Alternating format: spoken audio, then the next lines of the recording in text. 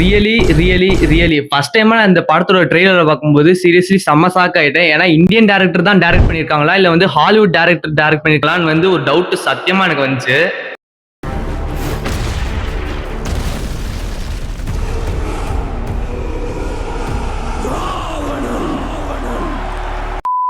இந்த movie Indian cinema வந்து next level கொண்டு போக போகுது தான் நினைக்கிறேன். ஏன்னா அந்த அளவுக்கு கிராபிக்ஸ் அண்ட் விஎஃப்எக்ஸ் வந்து பீக்ல இருக்கு.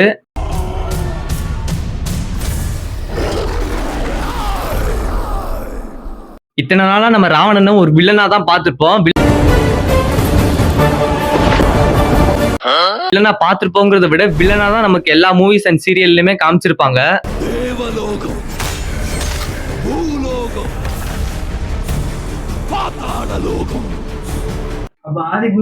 ஆதிபுருஷ் படம் பார்த்திருக்கீங்களா? அதுல வந்து ராவணனுக்கு ஸ்பைக்னா வச்சுட்டு இருப்பாங்க, வவ்வால் மேல பார்க்க விட்டு இருப்பாங்க.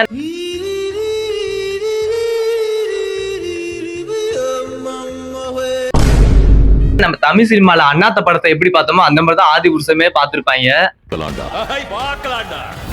கல்கத்தாவுக்கே காப்பு கட்டிட்ட. என்னங்க எனக்கு ஒண்ணுமே புரியல. அதுதான் எனக்கும் புரியல.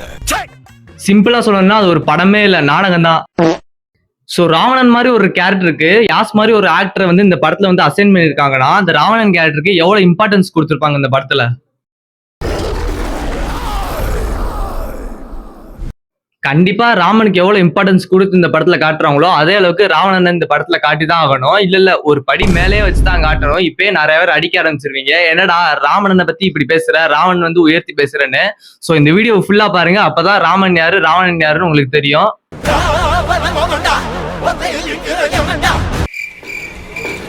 போடா டேய், வீட்டுல ஏதாவது வேலை இருந்தா போய் பாரு. நம்ம எல்லாத்துக்குமே தெரியும் ராவணன் வந்து ஒரு தமிழ் மன்னன், இலங்கை ஆட்சி செய்தவன் பல லிட்ரேச்சர்ஸ் அண்ட் புராணங்கள்ல இருக்கு. ராவணன் மூவுலகத்தின் வேந்தன் என்றால் அந்த மூவுலகத்தின் கண் முன்னே அவனை கொன்று வதைப்பேன். அந்த படத்தோட டைட்டிலே மென்ஷன் பண்ணிருப்பாங்க, ராமாயணா அவர் ட்ரூத் அவர் ஹிஸ்டரின்னு. ஸோ இதுக்கு வந்து ஒரு சின்ன எக்ஸாம்பிள் சொல்லணும்னா ஸ்ரீலங்கன் பிளாக்ல வந்து ஒரு லயன் இருக்கும். ஸோ அந்த லயனை இந்த படத்துல வந்து அவ்வளவு பர்ஃபெக்டா காட்டியிருக்காங்க. அது வந்து லயன் கூட சொல்ல முடியாது, அது ஒரு கிரியேச்சர்னு வச்சிருக்கலாம்.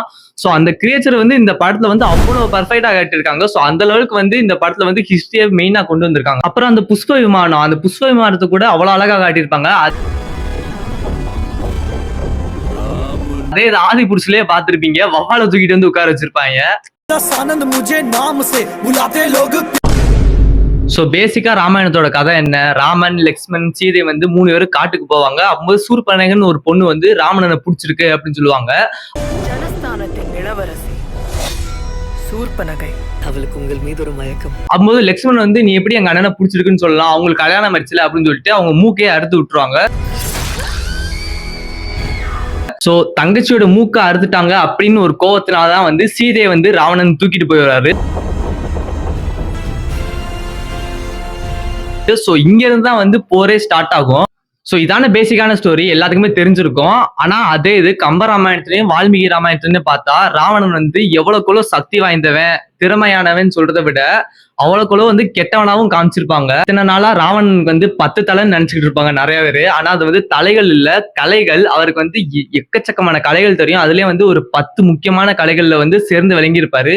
சோ அதுக்காண்டிதான் வந்து ராவணனுக்கு வந்து 10 கலைகள்னு சொல்லி அது காலப்போக்குல வந்து 10 தலைகள்னு மறுவி வந்துருச்சு. சோ இத்தனை நாளா நம்ம எல்லாரும் என்ன நினைச்சுக்கிட்டு இருப்போம், ராவணன் வந்து சீதையை கடத்திட்டு போயிட்டாரு, ரொம்ப கஷ்டப்படுத்திருப்பாரு அப்படின்னு தானே நினைச்சுக்கிட்டு இருப்போம். ஆனா அதுதான் இங்க இல்ல. சீதையை வந்து ஒரு அழகான பூந்தோட்டத்துல வச்சு அவங்களுக்கு எந்த ஒரு கஷ்டமும் இல்லாம பார்த்திருப்பாரு. அதுலயே முக்கியமா மிகப்பெரிய ஒரு கதை இருக்கு. மோஸ்ட் ஆஃப் இது வந்து நிறைய பேருக்கு தெரிஞ்சிருக்காது. ராவணனுக்கு வந்து ஒரு மனைவி இருக்காங்க, மண்டோதரின்னு. அவங்களை திருமணம் செய்யும் போது வந்து ராவணன் வந்து ஒரு சத்தியம் பண்ணியிருப்பாரு, உன்னை தவிர நான் வேற எந்த பொண்ணையும் பார்க்க மாட்டேன், வேற எந்த பொண்ணையும் தப்பா பார்த்தாலோ தொட்டாலோ வந்து அந்த இடத்துல நான் செத்து போயிருவேன் அப்படின்னு.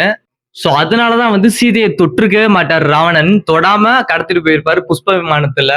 சோ இதுல இருந்தே தெரிஞ்சிருக்கணும், தன்னோட மனைவியை நம்பாம அக்னியில இறங்க சொன்ன ராமன் எங்க, தன்னோட மனைவி கண்டி சத்தியம் பண்ணிட்டு எந்த பொண்ணையும் தப்பா பார்க்காம தொடாம இருந்த ராவணன் எங்க. அங்கேயே என் தலைவன் ஜெயிச்சிட்டான்டா.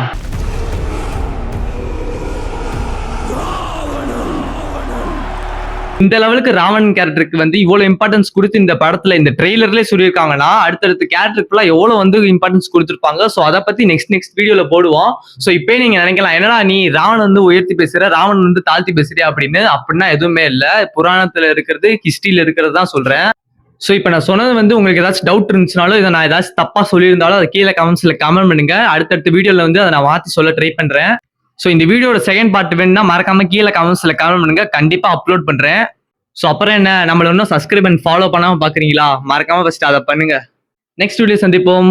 பாய்.